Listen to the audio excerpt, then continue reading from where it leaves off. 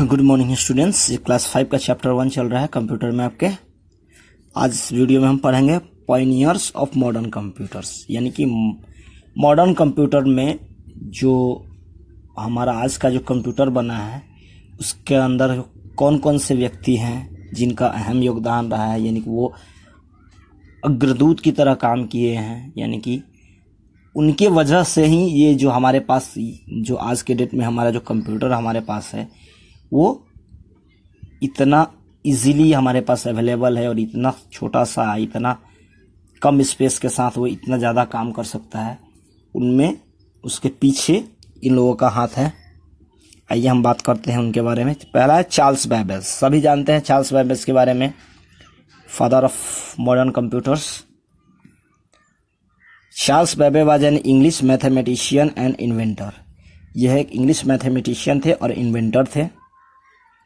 He is considered as a father of computer. इनको father of computer कहा जाता है। He develop the difference engine. इन्होंने difference engine को बनाया था। He also develop plans for the analytical engine, और साथ ही इन्होंने एनालिटिकल इंजन के लिए भी प्लान डेवलप किए थे, यानी एनालिटिकल इंजन को भी बनाया था। The analytical engine however was never completed during his lifetime। यानी कि जो एनालिटिकल इंजन था हालांकि वो पूरा कंप्लीट नहीं कर पाए थे अपनी लाइफ में, लेकिन उसके लिए प्लानिंग उन्होंने ही की थी। तो ये डिफेंस इंजन क्या होता है लास्ट वीडियो में हम पढ़ चुके हैं। आप देख सकते हैं चार्ल्स बेबेज को बाय फिगर। इनकी ये फोटो है, ये तस्वीर है। एडा अगस्टल एडा लवलेंस या एडा अगस्ता भी आप इसको बोल सकते हैं। Was an English mathematician and writer. वो एक इंग्लिश मैथमेटिशियन और राइटर थी। She was the daughter of Lord Byron. ये लॉर्ड बायरन की बेटी थी। द इंग्लिश पोएट, जो कि एक इंग्लिश पोएट थे। कौन? Lord Byron. She is mainly known as her for her work और चार्ल्स बेबेज एनालिटिकल इंजन। और इनको मुख्य रूप से किसके लिए जाना जाता है? चार्ल्स बेबेज का जो एनालिटिकल इंजन था उसके अंदर इनका काफ़ी इंपॉर्टेंट रोल था, काफ़ी इंपॉर्टेंट काम किया था इन्होंने। Her notes on the engine are recognized as the first procedure means to be carried out by a machine. यानी कि इन्होंने जो एनालिटिकल इंजन में उसके बारे में जो नोट्स लिखा था, ठीक है ना, वही नोट्स जो था वो पहला प्रोसीजर बना जो कि किसी मशीन के द्वारा फॉलो किया गया था। यानी कि पहली प्रोग्रामर, महिला प्रोग्रामर जो थी वो एडा अगस्ता ही थी। Therefore she is often regarded as the first computer programmer of the world. और दुनिया की पहली प्रोग्रामर इसीलिए इनको कहा जाता है। आप ये देख सकते हैं इनकी तस्वीर। थर्ड है John von Neumann was a Hungarian American mathematician, physicist and inventor। ये हंगरी और अमेरिकन मैथमेटिशियन थे, साथ ही इन्वेंटर भी थे। He just suggested that both data and instruction can be stored in memory of computer। इन्होंने suggest किया था कि जो इंस्ट्रक्शन जो होता है और डाटा दोनों को ही स्टोर किया जाता है कंप्यूटर मेमोरी में। This paved the way of the modern computer. और ये मॉडर्न कंप्यूटर के अंदर ये एक बहुत ही इंपॉर्टेंट खोज थी, इन्वेंशन था।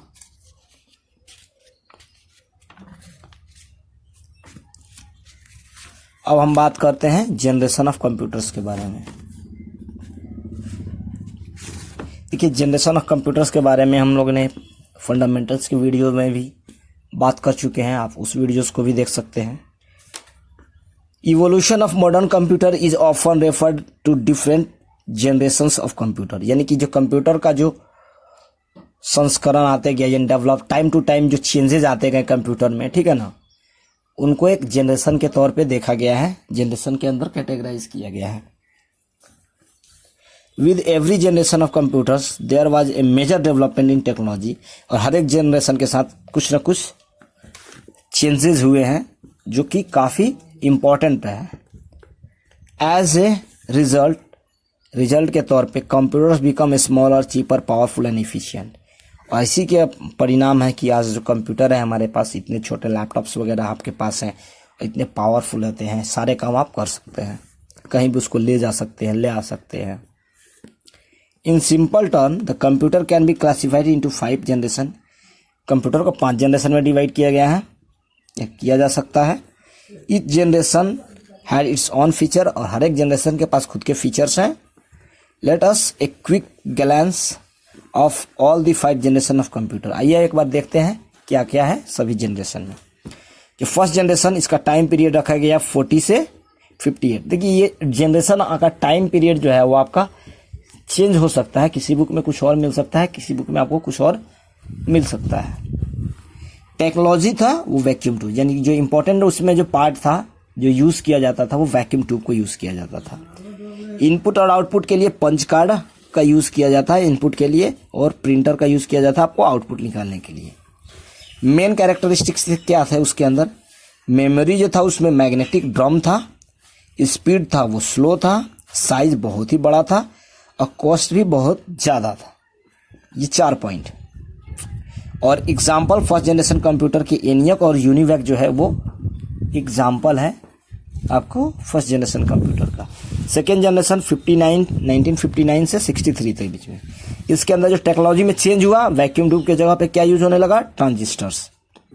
यहाँ भी पंच कार्ड यूज किया जाता था और प्रिंटर यूज किया जाता था इनपुट आउटपुट के लिए। इसकी जो मेमोरी थी वो भी मैग्नेटिक ड्रम ही थी, लेकिन स्पीड जो था फास्ट हो गया था, किसकी तुलना में? फर्स्ट जनरेशन की तुलना में। साइज जो था ना वो स्मॉलर, थोड़ा सा छोटा हो गया था फर्स्ट जनरेशन की तुलना में। कॉस्ट भी थोड़ा सा कम हो गया था। और एग्जाम्पल में IBM 704 एंड IBM 1401, RAC 501, ये सारे एग्जाम्पल है आपको सेकेंड जनरेशन कंप्यूटर के। थर्ड जनरेशन कंप्यूटर को रखा है 64 से 70 के बीच में। इसमें IC का यूज होने लगा था, इंटीग्रेटेड सर्किट का, चिप का।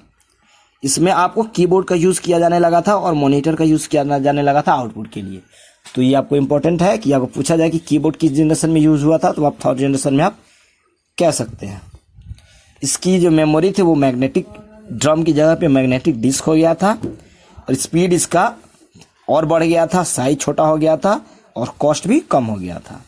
IBM 360 जो है और Apple I जो था वो थर्ड जनरेशन कंप्यूटर का एग्जाम्पल है। फोर्थ जनरेशन कंप्यूटर जो है वो 71 से प्रेजेंट तक रखा गया है।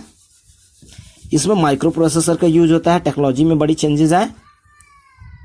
इसमें कीबोर्ड, माउस, स्कैनर इनपुट के लिए, आउटपुट के लिए, प्रिंटर, स्पीकर, मॉनिटर, ये सब यूज किया जाने लगा। कीबोर्ड मैग्नेटिक डिस्क है, मेमोरी मैग्नेटिक डिस्क हो गया। स्पीड जो था बहुत ही फास्ट हो गया, साइज बहुत छोटा हो गया, और कॉस्ट भी बहुत कम हो गया।